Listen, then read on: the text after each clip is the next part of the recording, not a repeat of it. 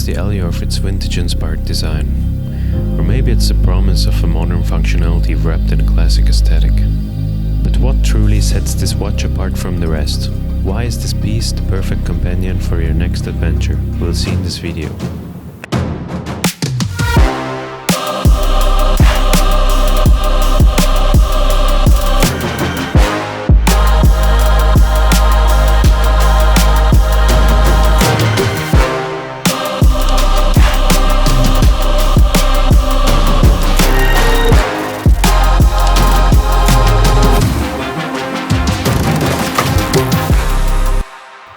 Today, we are talking about a brand that absolutely nailed their reissues. Today, we are checking out this beautiful vintage-inspired Omega Seamaster 300, specifically the 2021 Blue Dial edition, which I got to experience on my wrist for 1 week thanks to my watch buddy Michael. Omega has a rich history with their Seamaster lineup, which is actually the oldest line of watches they make, having 394 exemplars in the current lineup. This is definitely their most successful and worked on model. Having this vintage-inspired timepiece on my wrist for a week has completely changed the way I think of reissues now. You know, these days we don't just buy watches for their functions. With the latest tech and gizmos available at the tap of a screen, a watch has become more than just a timekeeper. It's about the vibe it brings, and let me tell you, Omega has nailed it in the design department. The colors, the whole aesthetic of this vintage-inspired piece, it's like everything falls together in perfect harmony. It's a bit like when you're strumming on a guitar and every chord just blends seamlessly, creating the perfect tune that resonates with the soul. Okay, back to watches. The Seamaster 300 isn't just about telling time, it's an expression. It's like that one friend who effortlessly merges into any conversation, bringing in just the right words at the right time, making the atmosphere richer and more captivating. This watch is like that friend in your collection. The vintage-inspired design captures the essence of the past, yet it feels so at home in the present. The so-called faux patina on watches has gotten some love and hate in the watch community lately. Omega uses an old radium superluminova on this timepiece that has this yellowish color and to imitate the patinated tritium indexes used in older watches.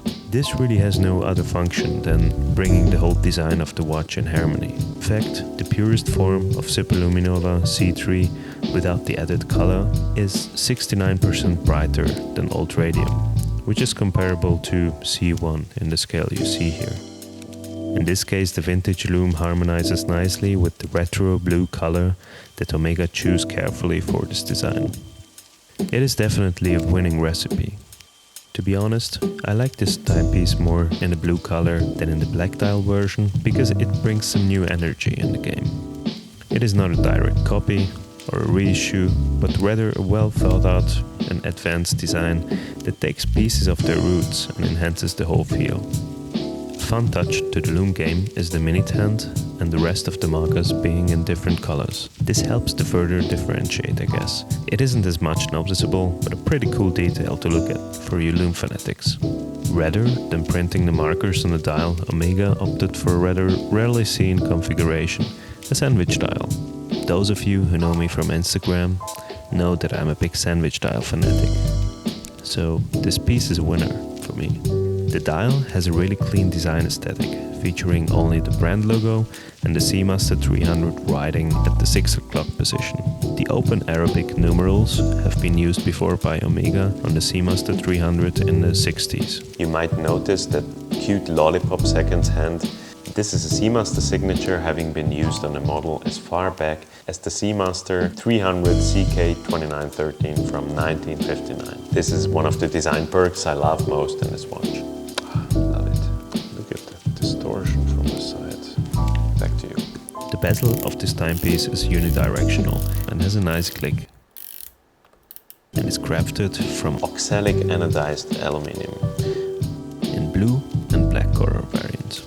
Omega says the hardness of the bezel is 500 Vickers, or about twice the hardness of a standard anodized aluminum bezel. But scratch resistance is certainly not why you're going to prefer this bezel insert, but it's the character it will develop over time with a potential fading or ghosting, as you might call it. Coming to the case, the watch is 41mm in diameter, which is at the edge of what I normally wear. And I must say this wears a bit bigger to my eyes. But that might be because Omega increased the diameter of the dial compared to the first trilogy model that came out, and because of this polished inner bezel ring that optically enlarges the dial. But that is no biggie if your wrist size is over 7.5 inches. For me, I would really just prefer this in like a 39mm case. While the new Seamaster 300 has a vintage sole, it has a modern heart, including the Metas chronometer certification and the current generation coaxial escapement. I won't get too much into detail here, but I want to mention that these movements are just brilliantly accurate and reliable, one of the best in the industry and by far a winner in this price range of watches. It has 60 hours of power reserve and you can let it in the box for the weekend. But why would you? The movement has a very interesting and useful complication that not many seem to talk about. It's the hour hand that you can set independently from the minute hand without hacking the movement. What a useful function it is. You normally find this in GMT watches and they're super useful as you travel to a different time zone and effortlessly want to set the correct time. So we can say this is a traveler's watch. I mean, this could easily be your daily diver. It ticks all the boxes and is very versatile despite the blue dial, which changes hue depending on the light. For a casual wear, you can rock it with a suit or a blazer. I often wear navy, so it suits my wardrobe very well. Thanks to the polished lugs and the outer end links of the bracelet, the watch has an elegant appeal, with enough bling to go well with dressier situations, but not too dressy to be easily worn casually. The flat link bracelet is really well made and comfortable and really smooth. And it tapers down to 16mm and has a nice slim clasp that you can micro adjust on the fly, which is brilliant and easy to operate. But wait, did I mention the lug width? Meh, bit of a bummer here. 21mm. The Omega Seamaster 300 has a lug width of 21mm, and because I don't have any 21mm straps, I'll just ask Martin. Martin, can you make me a strap for the Omega Seamaster? 21mm. Thank you. Let's see what he does.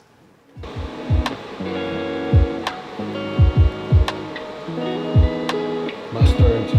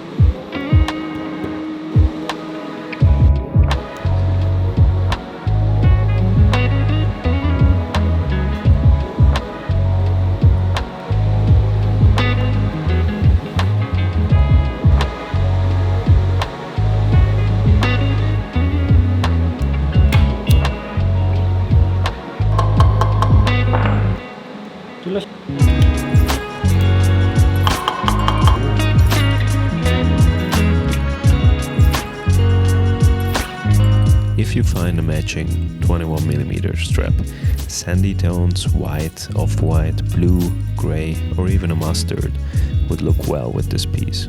So wrapping up our journey with the vintage-inspired Omega Seamaster 300, it's evident that it captures the essence of both past and present. It's a reliable companion that embodies heritage and sophistication. It could easily be someone's one and only, and a good companion to bring with you on your travels, since its jumping hour marker makes it easy to set the time without hacking the movement. This being a useful function and one that in my eyes is not talked about enough.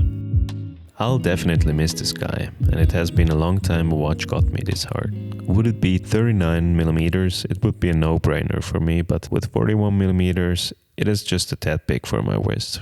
If you're still here, thank you for joining me on this journey with the Omega Seamaster 300. I really appreciate your support. If you've enjoyed this video, please leave a like down below and hit the subscribe button. See you next week.